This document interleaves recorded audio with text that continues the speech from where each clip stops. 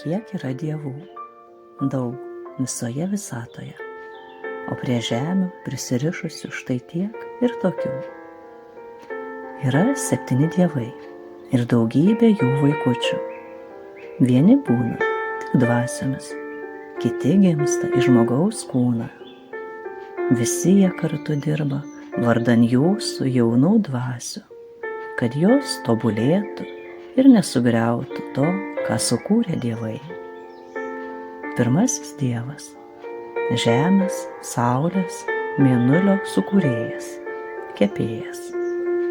Taip vadinasi ne todėl, kad šie kūnai, kaip dauguma dabar klysta, būtų plokšti.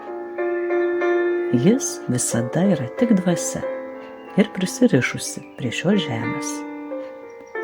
Kaip ir kiekvienas kitas kepėjas, prisiriša prie savo kūrinių – žemės, saulės ir mėnulio. Kai dangaus kūnai sukurti, jis ilsisi, kol yra iškviečiamas mokytojos karmos pareguliuoti orus. Antrasis dievas – vandens, oro, žvaigždžių ir kitų dangaus kūnų davėjas.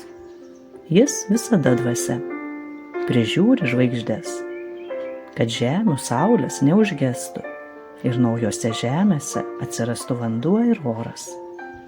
Jis visada duoda, kad pirmieji dievai turėtų iš ko kurti žemes, saulės ir mėnulius. Trečiasis dievas – augalų, gyvūnų ir žmogaus kūnų kūrėjas. Jis taip pat visada tik dvasia. Jo darbas, kad kūnai mutuotų nuo viruso iki žmogaus. Ši dvasia keliauja po naujas žemes ir atlieka šį darbą. Jis nėra prisirišęs prie vienos žemės. Jis keliautojas, biologas. Ketvirtasis dievas – dvasių mokytoja karma. Šioje žemėje moteris. Kitose būna ir vyras. Kai žemė jau tobula, žmogaus kūnui egzistuoti, ši dvasia gimsta į žmogaus kūną ir visada būna žmogus dvasia. Ši dvasia žmogaus kūne moko ir stebi, kas kaip mokosi. Jeigu jos neklausoma, pasikviečia kitus prie šios žemės prisirišusius dievus, pavyzdžiui, kepėją, kad pareguliuotų orus taip, jog ateitų sausros arba potvyniai ten, kur jie natūraliai nebūdingi. Penktasis dievas – rašytojas. Kai atsiranda arba grįžta žemėje raštas, mokytoja karma pakviečia šią dvasią gimti į žmogaus kūną ir parašyti filosofiją, daoizmą, kuri paaiškina visas taisyklės, kaip turėtų būti, kad viskas darniai veiktų. Tačiau žmonės, norėdami būti protingesni už dievus, prikuria savų filosofijų ir patys pasiklysta. Šeštasis dievas – išprotėjęs mokslininkas. Jis gimsta į žmogaus kūną, kai ateina metas ir jį pakviečia mokytoja karma, tam, kad padėtų žmonėms įveikti trūkumą. Kaip po kepėjo orų pareguliavimo ateina badmetis, sunkus laikai. Išprotėjęs mokslininkas duoda žmonėms idėją naujam atradimui, kuris turėtų tarnauti jų gerovei. Bet žmogus tą atradimą paverčia ginklu prieš patį save ir visą dievų kūrinyje. Todėl mokytoja karma ir turi prašyti kepėjo pagalbos.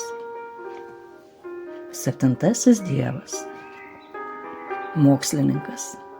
Ši dvasia gimsta į žmogaus kūną.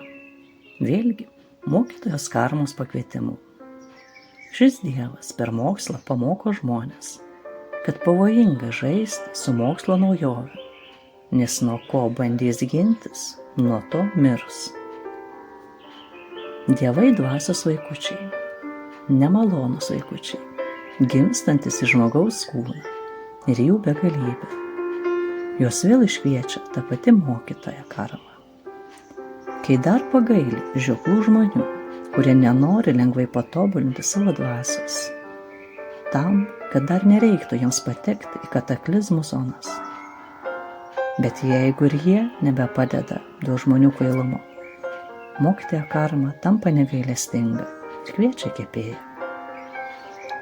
Dievai dvasios vaikučiai, malonūs vaikučiai, jų taip pat daugybė. Šios dvasios niekada negimsta iš žmogaus kūnas, bet paprašius mokytojai karmai, jog žmonėms reikia ne tik duonos vandens, bet ir malonumų, jie atsiunčia kūrybiškiems, meniškiems žmonėms gražių idėjų, kompozitoriams, dailininkams, rašytojams. Tad, kaip matote, dievai dvasios visko pasirūpina, kad žmogus gyventų laimingai ir maloniai. Jie kviečia tapti tokiais pat kaip ir jie ir prisidėti prie visatos plėtimosi. Kiekvienas galės prisidėti pagal savo norą. Tik tam reikia tobulinti savo dvasią, kad nepažeisti visatos taisyklių. Visatoje nėra klaidų, nes ją valdo ištobulėjusios dvasios. Kas tobula, tas neklysta. Tad klausykite savo mokytojos karmos ir viskas bus gerai.